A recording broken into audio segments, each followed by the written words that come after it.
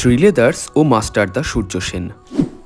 1930 সালের 18 এপ্রিল একজন বাঙালি শিক্ষক তার 65 জন ছাত্রের সঙ্গে আক্রমণ করে চট্টগ্রামের অস্ত্রাগার।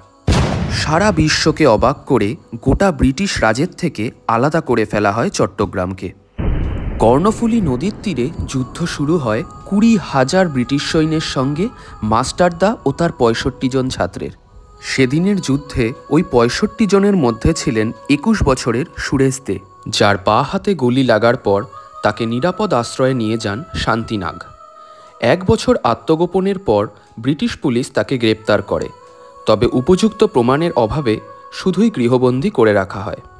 এরপর রাজসাক্ষী হওয়ার বিনিময়ে অর্থ ও ইংল্যান্ডে ব্যারিস্টারি পড়ার প্রস্তাব দিলে তিনি তা প্রত্যাখ্যান করেন।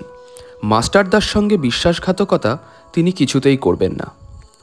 এরপর কর্ণফুলী নদী দিয়ে অনেক জল বয়ে গেছে। 1934 সালে মাস্টারদার ফাঁসি, তারপর 47-এ দেশ স্বাধীন। তারপর শুরু রাজনীতিক বাড়াবাড়ি।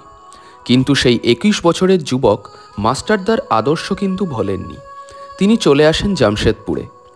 স্বাধীনতার আগে পায়ে জুতো পরা ছিল ইউরোপিয়ান আর ধনী সম্প্রদায়ের লাক্সারি, এবং ভারতীয়দের নাগালের বাইরেই ছিল জুতো পরা। এই জন্য 1952 সালে সকল ভারতীয় যাতে সস্তায় জুতো পরতে পারেন, তিনি তৈরি করলেন একটি ছোট সংস্থা এবং ট্যাগলাইন দিলেন ওয়ার্ল্ড ক্লাস রাইট প্রাইস, অর্থাৎ বিশ্বমান সঠিক দাম। এইভাবেই তৈরি হলো আমাদের সকলের প্রিয় শ্রীলেদার্স কোম্পানির। এরপর শ্রীলেদার্সে গেলে চট্টগ্রামের আমাদের সেই মহান বিপ্লবীদের কথা মনে পড়বে তো?